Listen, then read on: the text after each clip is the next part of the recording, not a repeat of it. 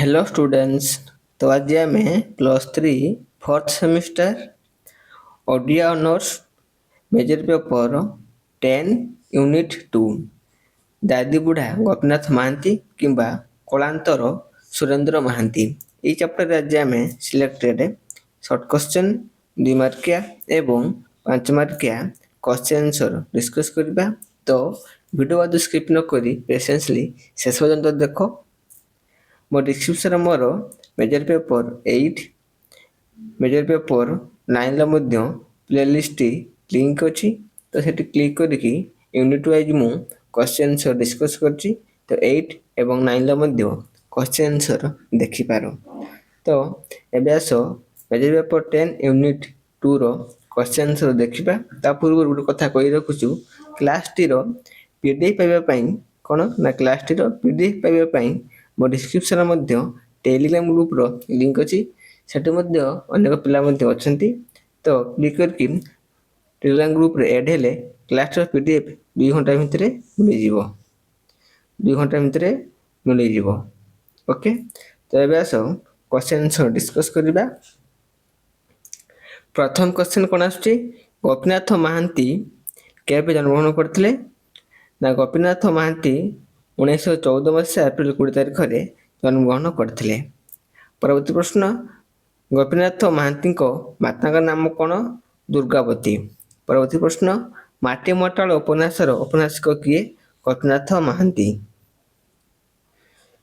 परवर्ती प्रश्न को आसीबा 4 नंबर को आसीबा, गोपीनाथ महांती केबे केंद्र साहित्य एकाडेमी पुरस्कार पाइथिले?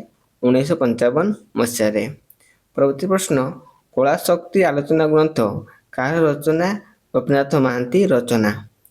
परवर्ती प्रश्न, गोपीनाथ महांती आत्मजीवनी नाम कौन? स्रोतस्वती। परवर्ती प्रश्न, केउ नई उपत्यका भितरे रूपार हस धार परी बही जाइछि? मुरान नई उपत्यका भितरे रूपार हस धार परी बही जाइछि। परवर्ती प्रश्न को आसीबा, का पाखरे एक विराट उइहुका ठिया होइथिला? दादीबुढ़ा पाखरे। परवर्ती प्रश्न, ठेंगा जानी काହାର पुओ? राम नाईक पुओ। परवर्ती प्रश्न, संजय हेले ठेंगा जानी कौन बजाए? डुंगुडुंगा। परवर्ती प्रश्न, हरिजानी झीर नाम कौन? सारिया दान। परवर्ती प्रश्न को आसीबा, गाँ दांडरे कौन नहीं सारिया दान जाउथला? ना मक्का नहीं जाउथला। परवर्ती प्रश्न, औपन्यासिक सुरेंद्र महांती गोटे राजनैतिक उपन्यासर नाम लेख? अंध दिगंत। परवर्ती प्रश्न, कॉलेज बॉय उपन्यास रचयिता किए? औपन्यासिक सुरेंद्र महांती। परवर्ती प्रश्न, सहस्र सज्जार नायिका उपन्यासर रचयिता किए? सुरेंद्र महांती। परवर्ती प्रश्न को आसीबा, केउ उपन्यास पई सुरेंद्र महांती केंद्र साहित्य एकाडेमी पुरस्कार पाइथिले? नीलशैल।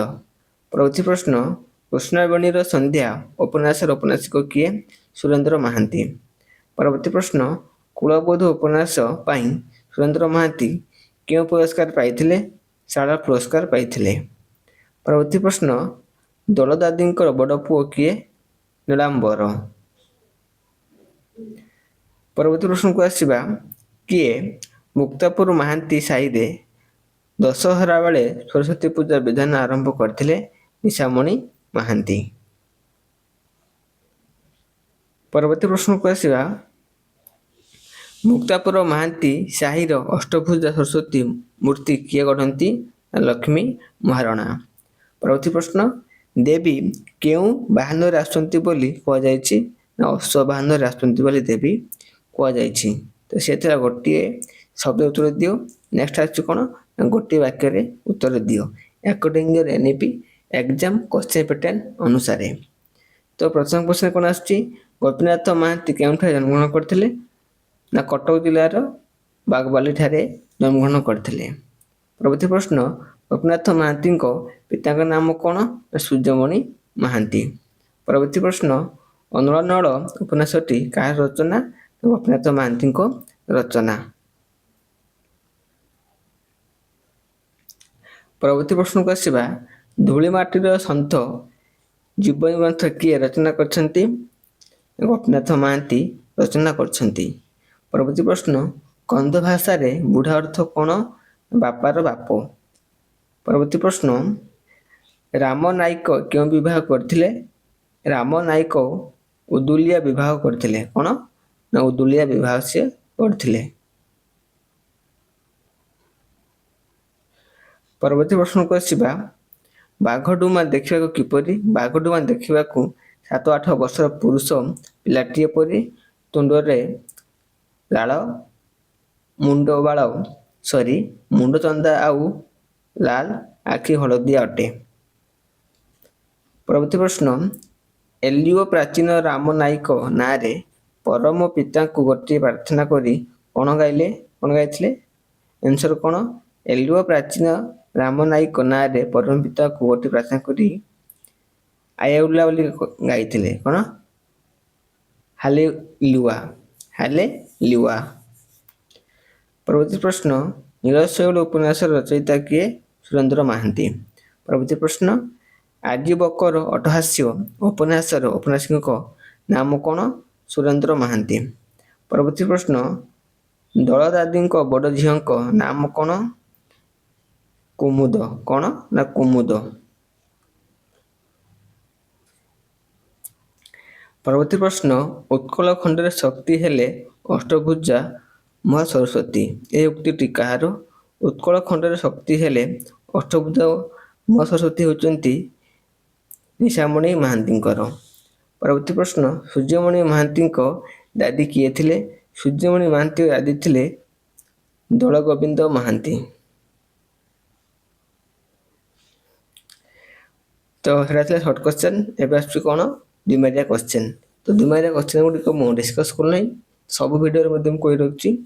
ତ ଏସବୁ ମୁଁ ଧୀରେ ଧୀରେ ସ୍କୋର କରିକି ଯିବି। ଭିଡ଼ିଓଟିକୁ ଷ୍ଟପ୍ କରିକି ପଢ଼ିଲିଅ। ପ୍ରଥମରୁ ମୁଁ କହିଛି ଡିସ୍କ୍ରିପ୍ସନ୍ରେ ମୋର ଟେଲିଗ୍ରାମ ଗ୍ରୁପ୍ର ଲିଙ୍କ୍ ଅଛି। ତ ସେଠି କ୍ଲିକ୍ କରିକି ଗ୍ରୁପ୍ରେ ଆଡ଼୍ ହେଇଯାଇଥାଉ, ଯାହାଫଳରେ ଲାଷ୍ଟରେ PDF ପାଇପାରିବ। ଗୋପୀନାଥ ମହାନ୍ତିଙ୍କ ଗଳ୍ପ ଗୁଡ଼ିକ ନାମ ଲେଖ। ହରିଜାନୀ କେଉଁମାନଙ୍କୁ ଡୁମା ବୋଲି କହିଛନ୍ତି? ତ ଏସବୁ କ୍ୱେଶ୍ଚନ୍ ଅଛି 2 ମାର୍କିଆ କ୍ୱେଶ୍ଚନ୍। ଦାଦି ବୁଢ଼ାକୁ 7 ଜଣିଆ କିପରି କରାଗଲା? କମରିଲ ଗଡ଼ କିପରି ଅଚକି ହୋଇଗଲା? ତ ଏସବୁ ଭିଡ଼ିଓଟି ଷ୍ଟପ୍ କରି ପଢ଼ିନିଅ କିମ୍ବା ସ୍କ୍ରିନଶଟ୍ ମଧ୍ୟ ନେଇପାର। ଆଉ ସମସ୍ତେ କେଉଁ ପିଲା କେଉଁ ଡିଷ୍ଟ୍ରିକ୍ଟର ଅଛ ନିଶ୍ଚିତ ରୂପେ କମେଣ୍ଟ କରିକି ଯାଅ, ଯାହାଫଳରେ ମୋତେ ଇନ୍ସପାୟାର କରିଥାଏ ନେକ୍ସଟ ଭିଡ଼ିଓ ବନେଇବା ପାଇଁ। ଏଇଟା ହେଉଛି 5 ମାର୍କ କ୍ୱେଶ୍ଚନ୍ ଆରମ୍ଭ ହୋଇଗଲା। ଏଇଠି ପାଖରୁ 5 ମାର୍କ କ୍ୱେଶ୍ଚନ୍ ଆରମ୍ଭ ହୋଇଗଲା। Okay, 5 mark question. Gopinath Mohanty ଆଦିବାସୀ ଉପନ୍ୟାସ ଗୁଡ଼ିକର ସମ୍ୟକ୍ ପରିଚୟ ପ୍ରଦାନ କର। ଏଇଟା ହେଉଛି 5 ମାର୍କିଆ କ୍ୱେଶ୍ଚନ୍।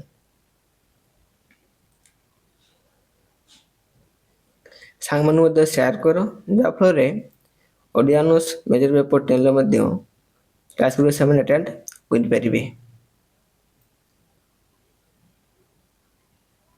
ସୁରେନ୍ଦ୍ର ମହାନ୍ତିଙ୍କ ସାମାଜିକ ଜୀବନ ଉପରେ ଆଲୋକପାତ କର। କ'ଣ? ସୁରେନ୍ଦ୍ର ମହାନ୍ତିଙ୍କ ସାମାଜିକ ଜୀବନ ଉପରେ ଆଲୋକପାତ କର। ଯେଉଁମାନେ କଲେଜରେ କ୍ଲାସ୍ ଆଟେଣ୍ଡ କରିଥିବେ, ସାର୍ କିମ୍ବା ମ୍ୟାଡ଼ାମଙ୍କର କ୍ଲାସ୍ ଶୁଣିଥିବେ, ତ ସେମାନଙ୍କ ପାଇଁ ବହୁତ ଇଜି ରହିବ।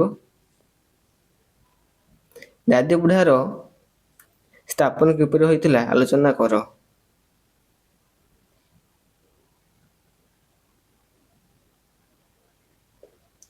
ଦୋଳଗୋବିନ୍ଦ ଏବଂ ଗୋପୀନାଥ ମହାନ୍ତିଙ୍କ ମଧ୍ୟରେ କାହିଁକି ବିବାଦ ହୋଇଥିଲା?